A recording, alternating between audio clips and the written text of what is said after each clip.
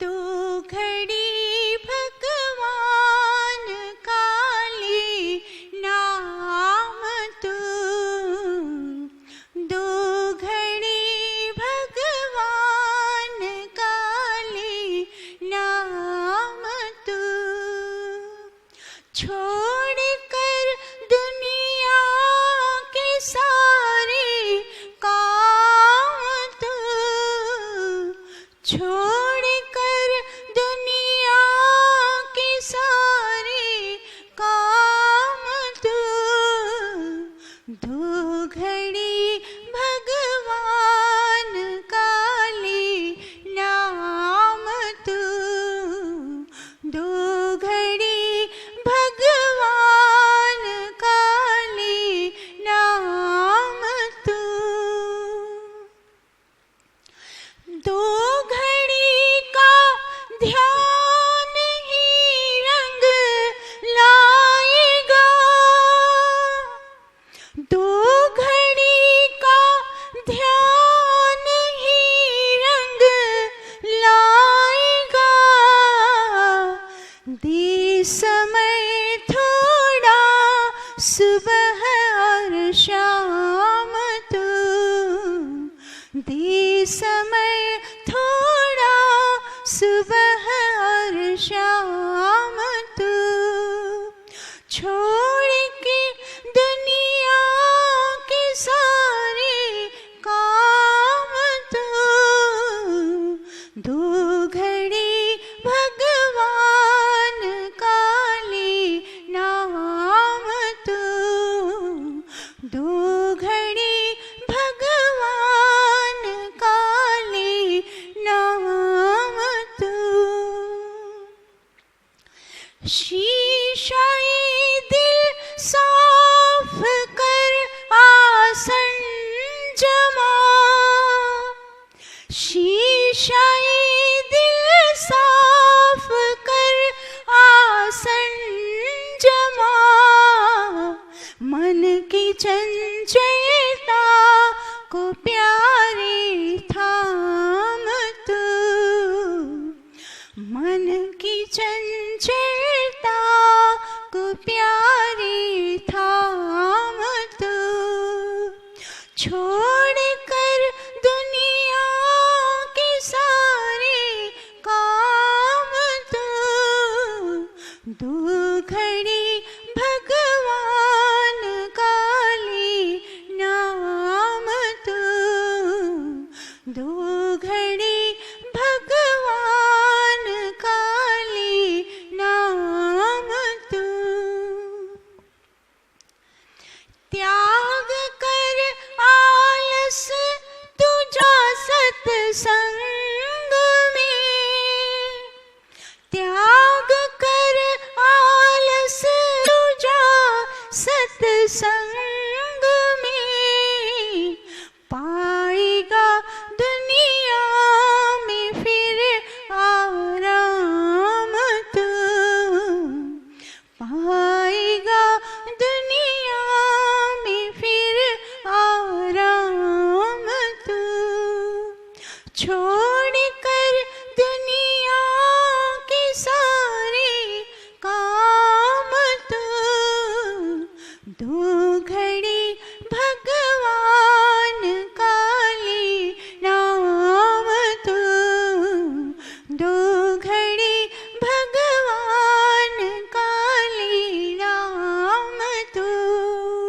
छोड़ कर दुनिया के सारे काम तू, दो घड़ी भगवान काली नाम तू, दो घड़ी भगवान काली नाम तू।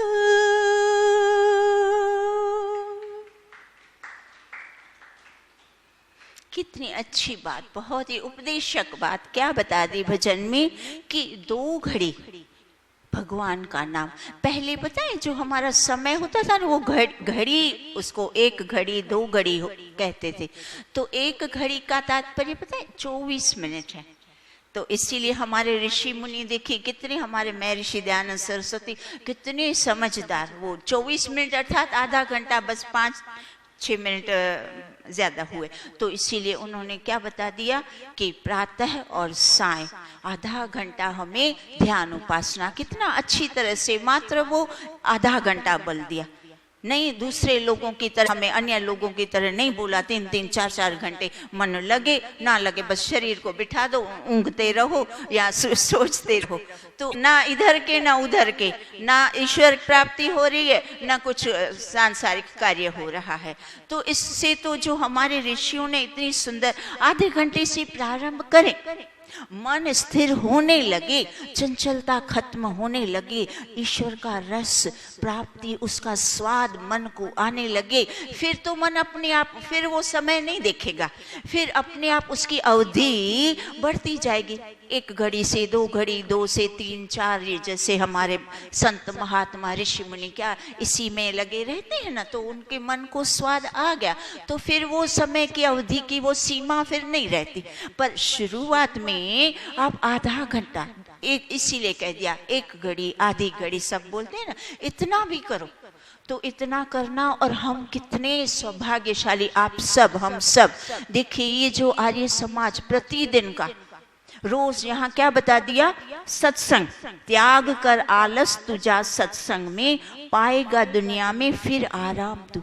तो प्रतिदिन का सत्संग चलाना आर्य समाज, सच में वास्तव में ये बड़ा कठिन काम है, आज के समय में कठिन है, पर आप सबके पुरुषार्थ से ये जो इतना सुंदर कार्य, आप सब इसके पात्र हो, आप सब इतना अच्छे से पुरुषार्थ कर रहे हो, आप बहुत ही अच्छे कार्य कर रहे हो, आपने मन को इस तरफ लगाने का कितना सुंदर ये जो प्रयास किया है। आज ज्यादातर कितनी बड़ी बड़ी आर्य समाज आप देखे तो इतनी बड़ी, यह तो फिर भी ठीक है, इतनी बड़ी बड़ी ह्यूज आर्य समाजों में मात्र साप्ताहिक, और कई जगह तो साप्ताहिक भी नहीं होता, मात्र उसको विवाह का जो हॉल की तरह उसका उपयोग होता है धन कमाने का, क्योंकि विवाह में तो कितने सारा धन मिलता है, तो लोगों ने उसको धन प्राप्ति का माध्यम बना दिया, बस सत्संग ये और ये सब छूट गया।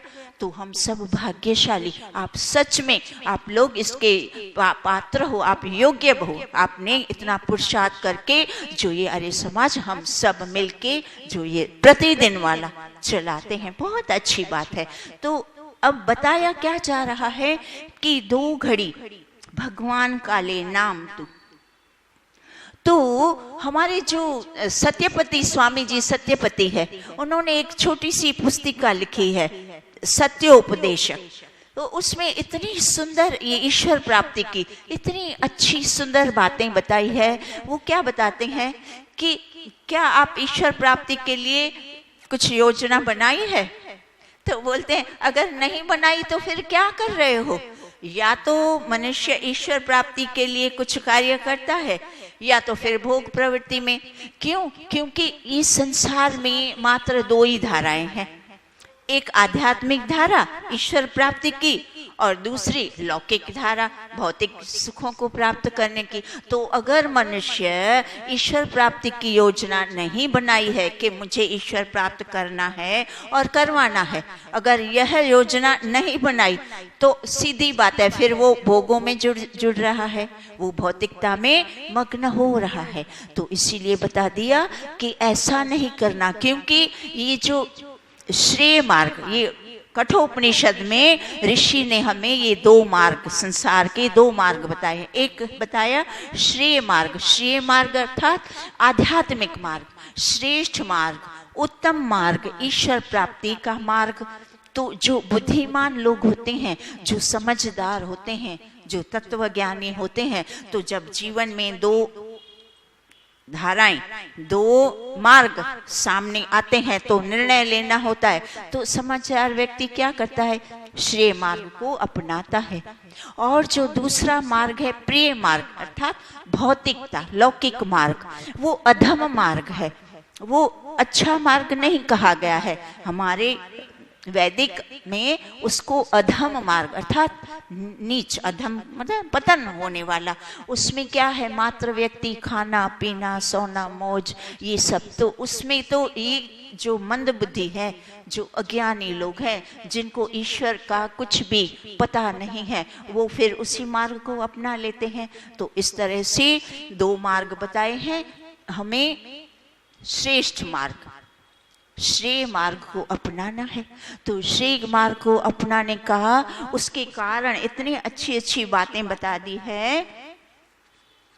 उसमें बता दिया है कि यह जो मार्ग है ईश्वर प्राप्ति का, अगर मनुष्य ईश्वर प्राप्ति नहीं करता तो इसका एक केन उपनिषद में ऋषि ने मंत्र बता दिया, इह चेत अवेदित अथ सत्यम अस्ति न चेत इह अवेदित महति विनष्टि। अर्थात अगर तुमने इस जन्म में ईश्वर प्राप्त कर लिया तो सब सत्य है, सब सफल है। अगर ईश्वर प्राप्ति करने का कोई विचार नहीं कर रहे हो, उसके मार्ग पे नहीं चल रहे, तो महति अर्थात पूर्ण विनष्टि, विनाश, महाविनाश है। अब महाविनाश ऐसे शब्द ऋषि ने क्यों उपयोग किए, तो उसका कारण ये है कि यह जो हमारा मानव जीवन का मुख्य लक्ष्य है ईश्वर प्राप्ति करना, और जो मनुष्य इस संसार को साध्य मान लेता है तो फिर उसका विनाश हो जाता है। ये संसार साधन के रूप में अपनाया तो आपका ईश्वर प्राप्ति का भी कार्य होता रहेगा, और अगर इसको साध्य बना दिया तो महति विनष्टि। तो वो महति विनष्टि का एक दृष्टांत हम अच्छी तरह से ये समझते हैं कि जैसे एक बड़ा सेठ है, उसने अपने व्यक्ति को खूब सारा धन दिया और मुंबई बॉम्बे भेजा, जाओ ये अपने लिए दुकान के लिए ढेर सारा जो लिस्ट बना के दे दी, ये सारे माल खरीद के ले आओ। अब वो व्यक्ति गया, धन हाथ में आया और बहुत बड़ी नगरी, माया नगरी, मुंबई नगरी माया नगरी, तो वो उसमें सारे उसकी चकाचौंध में आकर्षित सारा कुछ खाना पीना मौज मस्ती होटल फिल्में एक्टर ये वो जी सब, इसमें उसने क्या किया, सारा धन उसका खत्म हो गया, समय भी समाप्त हो गया। अब क्या करे, वापस वो खाली हाथ लौट के आया। अब आप बताएं सेठ उसको क्या करेगा, शाबाशी देगा कि दंड देगा? दंड देगा ना। तो इस बात, ये सारी बात हम पे लागू होती है। ये जो इस सृष्टि का बहुत बड़ा परमपिता परमेश्वर बड़ा सेठ है, उस सेठ ने हम सबको, हम उसके सेवक हैं, है कि नहीं? हम उस परमपिता सेठ के सेवक, उसने सेठ ने हमें भेजा इधर कि जाओ इस संसार में जाके मैं तुम्हें सारी सुख सुविधाएं जो भी आवश्यकता है सारी तुम्हें मैं दूंगा, तुम्हें कोई कष्ट नहीं होगा, कोई कमी नहीं दूंगा, माता दूंगा, पिता दूंगा, गुरु दूंगा, आचार्य दूंगा, वेद का ज्ञान दूंगा, खाद्य पदार्थ नाना प्रकार के दूंगा, रहने के लिए अच्छे मकान दूंगा, बैठने के लिए साधन दूंगा, कोई कमी नहीं रहने दूंगा। इतना सुंदरता से मैंने तुम्हारी व्यवस्था की है, बस तू जा, तू तेरा काम करके वापस लौट गया, उस साधनों का उपयोग कर। ये सारे साधन जो मैंने तुम्हें माता पिता गुरु आचार्य, ये सब साधन है, ये चेतन साधन है। और जो खाद्य पदार्थ हैं, धन है, गाड़ी बंगले हैं, सुख सुविधाएं, वो जड़ पदार्थ हैं। तो दोनों पदार्थ ईश्वर ने हमें अपना काम, हमें जो काम सौंपा था उस काम को करने के लिए ये साधन दे दिए कि तुम अच्छी तरह से काम करना, क्योंकि काम करने के लिए साधन तो चाहिए, बिना साधन के तो काम नहीं बनेगा। तो इसीलिए ईश्वर कहता है मैंने इतने सुंदर साधन दे दिए। अब मनुष्य ने क्या किया, वो साधन को ही अपना लक्ष्य, मेरा यही काम है, खाऊंगा पीऊंगा सोऊंगा मौज मजा करूंगा, पार्टी पिक्चर ये वो, गाड़ियां बनाऊंगा, बंगले बनाऊंगा, और बड़े बंगले बनाऊंगा, और बड़ी गाड़ियां बनाऊंगा, बस इसी को ही लक्ष्य बना लिया। और इसीलिए फिर इसको क्या बता दिया ऋषियों ने कि फिर ईश्वर की प्राप्ति तो कहीं एक ताक पे ही रह गई, वो तो पता ही नहीं, उसको तो वो ही भूल गया कि मैं आया क्यों था, जैसे वो व्यक्ति सारी चकाचौंध देख के भूल ही गया, हाथ में ढेर सारा धन आया, भूल गया, बस उसी में ही लिप्त हो गया, उसी को ही उपयोग करने लगा। तो हमारा भी वही है ना, हम पूरा जो हमारा मुख्य लक्ष्य है, हम किस काम के लिए आए हैं, वो तो हम भूल ही गए। भूल क्या, कुछ लोग हमें तो फिर भी ईश्वर की कृपा है, हमें पता तो है कि हमारा लक्ष्य क्या है, और हम उस गाड़ी में भी बैठे हैं और थोड़ा थोड़ा प्रयास कर भी रहे हैं। पर आप देखिए अन्यत्र सारी जगह क्या है, किसी को पता तक नहीं कि हम आए क्यों हैं। बस खाने पीने मौज उड़ाने आए हैं, और क्या, डॉक्टर बने, इंजीनियर बने, इतने बड़े व्यापारी बने, साइंटिस्ट बने, सब बन तो गए, बालकों को भी बनाया, और क्या, यही तो करना था। तो इतनी सारी अविद्या, जब ये अविद्या लगी है जीव को, इसीलिए बार बार कितने सारे भजनों में जो हम सब स्वयं भी भजन गाते हैं, बहुत अच्छी बात है, पर उन भजनों का चिंतन मनन करें ना, उनका अर्थ कितना गहरा है। जो हम गाते हैं मात्र वो हम बस गा के उठ जाते हैं, तो उसका अगर उसी का ही जो हमने गाया उसी का ही हमने गहरा चिंतन मनन करेंगे तो हमें तुरंत समझ आ जाएगा, हमारा लक्ष्य भी याद आ जाएगा, हम कहाँ भूल कर रहे हैं, हमें जो करना है हम उस पे लग जाएंगे, जो हमें नहीं करना है उस मार्ग को हम हटते जाएंगे। तो इस तरह से ये भजन और ये सारी बातें हमें इसी प्रेरणा देती है, बहुत सारी सुंदर प्रेरणा देती है ईश्वर की प्राप्ति के लिए, हमारे लक्ष्य के लिए। तो हम 2-3 दिन से हम जो योग दर्शन का द्वितीय पाद, साधन पाद, उसका हम प्रथम मंत्र जो है सूत्र वो कर रहे हैं। तपः स्वाध्याय ईश्वर प्रणिधानानि योग क्रिया योग।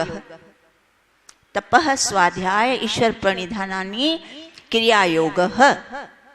तो उसके 3 अंग बता दिए। अब इन 3 अंगों के क्रिया योग के करने से जो मनुष्य के अंदर 5 कलेश हैं, अविद्या, अस्मिता, राग, द्वेष, अभिनिवेश, ये जो 5 कलेश है ना, इस क्रिया योग के करने से ये तनु हो जाते हैं। तनु अर्थात कमजोर, ये सारे कलेश कमजोर हो जाएंगे, धीरे धीरे नष्ट हो जाएंगे, और हमें ये क्रिया योग समाधि में, हमारी समाधि में ये सहयोग देंगे।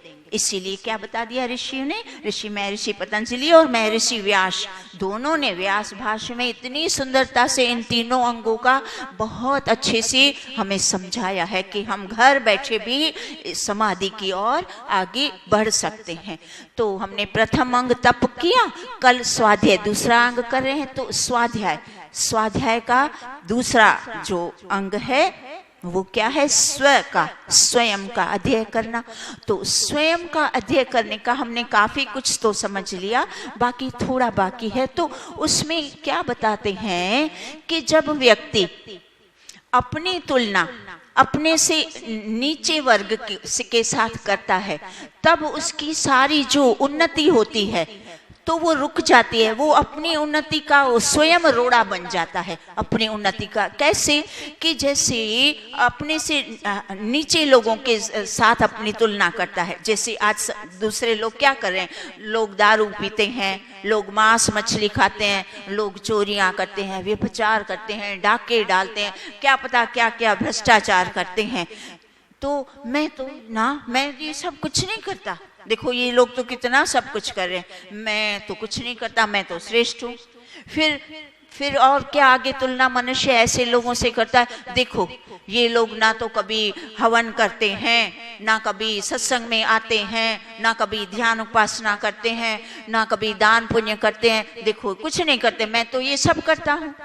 अब ये अच्छी बात है, तुम कर रहे हो, पर जब व्यक्ति अपने से नीचे लोगों से ये तुलना करता है, तब वो अंदर से नीचे गिरता जा रहा है, उसका वो पतन की ओर जा रहा है।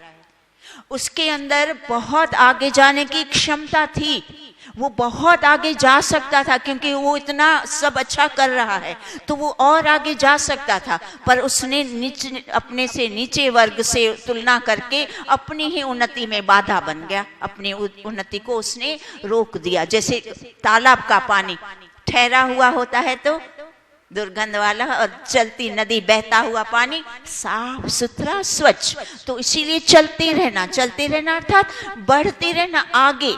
जो भी हम कुछ भी कर रहे हैं, अच्छा कर रहे हैं, बहुत अच्छी बात है, आप सब उसके लिए बहुत अच्छा शाबाशी के पात्र हैं। पर आगे बढ़ना, तो आगे बढ़ने का फिर ऋषि हमें पता है क्या उपाय बताते हैं कि जब व्यक्ति अपनी तुलना अपने से ज्यादा श्रेष्ठ लोगों से अर्थात ऋषियों से, मुनियों से, साधु संतों से, महात्माओं से, विद्वानों से और वेदों के सिद्धांतों से जब वो अपनी तुलना उनसे करता है, तब वो पाता है अरे बाप रे, अभी तो कितना सारा बाकी है। मैं चल तो रहा हूँ, मैं उसी मार्ग पे चल तो रहा हूँ, पर अभी बहुत बाकी है। अभी तो मुझे ये भी करना है, ये भी करना है, ये भी करना है। और इतना चुस्त दुरुस्त फुर्त एकदम से आलस्य को भगाकर और आगे बढ़ता जाएगा, क्योंकि उसने अपनी तुलना आगे अपने श्रेष्ठ जनों से करी। तो स्वाध्याय, आज स्वाध्याय का दूसरा अंग हमें क्या सिखा रहा है? हमें हमेशा अपनी तुलना अपने से श्रेष्ठ लोगों से करें, तो उससे आपको प्रेरणा मिलेगी और आपको आगे बढ़ने का जो मार्गदर्शन इतना सुंदर। और दूसरा, महर्षि पतंजलि ने, और उस महर्षि पतंजलि ने जो सूत्र बनाए हैं उसका अर्थ फिर महर्षि व्यास ने नीचे व्यास भाष्य ऐसा करके, और उसको बहुत ही अच्छी तरह से विस्तार पूर्वक, क्योंकि मात्र सूत्र बोलने से और तो समझ नहीं आएगा, तो स्पष्टता से व्यक्ति पूरा समझ जाए, इसीलिए महर्षि व्यास ने क्या किया, उन सूत्रों का इतना अच्छे से अर्थ बता दिया। तो क्या बताते हैं उन्होंने? युक्तियां, कि ये जो योग दर्शन में क्या युक्तियां बताए? आत्म अवलोकन, जो स्वाध्याय, तो आत्म अवलोकन के कुछ उन्होंने युक्तियों के, देखिए ये सारी बातें बताई है। तो क्या बता दिया कि पहला, मैंने अपनी व्यक्तिगत लाभ के लिए किसी को पीड़ित या वंचित तो नहीं किया। ये ऋषि महर्षि व्यास बताते हैं कि तुम्हें इस तरह से अपना अध्ययन, स्वाध्याय इस तरह से करना है, अपने आप से इस तरह से प्रश्न करे। कैसा प्रश्न करना है? कि मैंने अपने व्यक्तिगत लाभ के लिए किसी को पीड़ित या वंचित तो नहीं किया। फिर अच्छे और बुरे का उचित और अनुचित का विवेक करने में कहीं भूल तो नहीं हुई, मेरे से कहीं भूल तो नहीं कि उचित क्या अनुचित क्या। कई बार व्यक्ति क्या अपनी ही धुन में होता है, वो ही कार्य करता रहता है, तो उससे अनुचित और उचित और अनुचित का निर्णय वो सही ढंग से नहीं कर पाता, वो अपनी तरह से एक ही तरफा सोचता है। जब व्यक्ति दो तरफ से सोचता है, सामने वाला का भी सोचे और अपना भी सोचे, तब तो ठीक निर्णय आएगा। पर मात्र मैं अपने लिए ही सोचता रहूं, सामने वाले का कुछ भी ना सोचूं, तो फिर वहां पक्का गड़बड़ हो जाएगी, फिर अनुचित ही निर्णय आएगा, फिर उचित निर्णय से व्यक्ति वंचित हो जाएगा। इसीलिए बता दिया कि उचित और अनुचित वो अपने आप से रोज पल पल जांच करे भली भांति। यजुर्वेद में बता दिया ना, कृतम स्मरः, अर्थात हे जीव, तू जो भी कर रहा है, किया है, और जो अभी कर रहा है उसको भली भांति अच्छी तरह से देख, याद कर, स्मरण कर कि मैंने क्या क्या किया है, क्या गलतियां की है, अब आप वापिस आगे नहीं करूंगा। ध्यान पूर्वक उसको ध्यान दे और स्मरण करके फिर एक लिस्ट बना कि हाँ मुझे ये करना है, ये उचित है, ये मुझे नहीं करना, ये अनुचित है, ये मैंने जो पहले किया वो गलत था, कोई बात नहीं, मैंने किया, मैं अभी गलती सुधारूंगा, अब तो ना करूं। पर व्यक्ति जब सोचता ही नहीं, एक तरफा सोचता है, तो फिर वही गलती किए जा रहा है, सामने वाले को दोष दिए जा रहा है, तू ऐसा, मैं अच्छा, मैं ठीक। तो ये स्वाध्याय तो नहीं है। तो स्वाध्याय का सही जो विधि है, आज हम वो स्वाध्याय की सही विधि समझ रहे हैं। फिर क्या बता दिया कि मैंने कितना निर्माण किया और कितना विध्वंस किया, अर्थात मैं जो भी क्रियाएं, धार्मिक क्रियाएं भी करता हूँ, उसमें से निर्माण कितना हुआ और विध्वंस अर्थात उसमें से हानि कितनी हुई।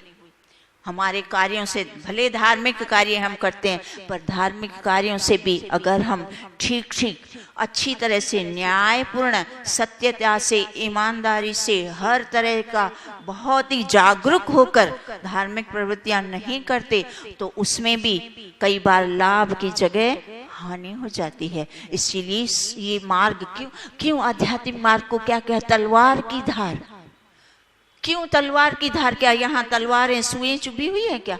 क्यों तलवार की धार? बस इसीलिए कहा कि हर कदम को, छोटी छोटी बात को भी बहुत बार सोचें समझें, एक एक व्यक्ति के सुख दुख का, पीड़ा का, उसका भी सोचें, सामने वाले का पीड़ा ना आए। देखो पहली बात ही क्या बता दी, मेरी वजह से किसी को दुख तो नहीं आया, पीड़ा तो नहीं आई, मैंने उसको उसके हक से वंचित तो नहीं कर दिया। वो सबसे बड़ा अधर्म है। बाकी का जो भी धर्म किया और ये एक बड़ा अधर्म किया तो सारा का सारा पानी फिर गया ना, पानी फिर जाता है।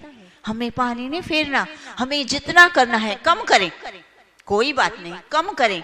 बार बार कहा जाता है ना सत्संग प्रतिदिन नहीं आ सकते, कुछ लोगों ने साप्ताहिक एक बार आऊंगा, अच्छी बात है उन्होंने, और पर फिर वो एक बार जो आए तो फिर उस पे डटे रहें, और जो प्रतिदिन आते हैं तो उसमें डटे रहें। तो इस तरह से अपनी उन्नति हमें करते जानी चाहिए। फिर आगे बता दिया, ईर्ष्या, द्वेष, जलन, अभिमान आदि से युक्त तो नहीं हुआ हूं मैं। तो ये सारी बातें, ये सारा जो कुछ करते हुए धार्मिक कार्य हम कर रहे हैं, पर अगर अपना अध्ययन नहीं कर रहे हैं तो ईर्ष्या भी आ जाती है, अभिमान भी आ जाता है, द्वेष भी आ जाता है, तेरा मेरा भी आ जाता है, स्वार्थ भी आ जाता है, निंदा चुगली भी आ जाती है, दूसरे को नीचे दिखाना, हमेशा कैसे नीचे दिखाऊं वो सोचता रहता है। तो इस तरह से ये सब भी हमें सोचना है, ये हमारे अध्ययन में आता है। फिर क्या बता दिया, मेरे कारण किसी प्राणी की हिंसा तो नहीं हुई है। फिर आगे बता दिया, देश समाज के रक्षार्थ कोई परोपकार का कार्य किया। अपने आप से पूछना कि मात्र मैं अपने घर, गाड़ी, बंगले, मेरा सुख, मेरे परिवार का सुख, बस समाज के लिए तुमने क्या किया, देश के लिए क्या किया, तुम्हारा क्या योगदान है, वो अपने आप से सवाल करना, पूछना। फिर क्या बता दिया, मेरे स्वभाव, वाणी, वर्ताव से कोई दुखी तो नहीं हुआ, कोई पीड़ित, कोई खिन्न, कोई भयभीत, कोई त्रस्त तो नहीं हुआ। हमारे जीवन में दुख का कारण क्या है, उसे पकड़ने के लिए आत्मनिरीक्षण करें। हम क्रिया, व्यवहार, वाणी आदि में दोष करते हैं, उसके पीछे हमारा अज्ञान है, कुवासनाएं हैं, कूड़ा कचरा है, उसको देखें और उसको साफ किया करें। यही हमारा जो स्व का अध्ययन। तो इस तरह से हमें अपने स्व का अध्ययन करेंगे तो 5 कलेश, इसीलिए तो इस क्रिया योग की इतना महत्व बता दिया कि इस क्रिया योग से 5 कलेश नष्ट होंगे। अब 5 कलेश कितने भारी महाकलेश हैं, तो वो इस मात्र 3 अंग से हमें नष्ट करने हैं। तो 3 अंगों का विस्तार पूर्वक जब समझ के और हम उसको आचरण करेंगे तो अवश्य में सिद्धि प्राप्त होगी। ओम द्यौ शांतिरंतरिक्षं शांति, पृथ्वी शांति, रापः शांति, रोषधयः शांति, वनस्पतयः शांतिर्विश्वे देवा शांति, ब्रह्म शांति, सर्वं शांति। शांतिरेव शांति सामा शांतिरेधि। ओम शांति शांति शांति। सर्वेभ्यो नमः। आप सबका बहुत बहुत धन्यवाद।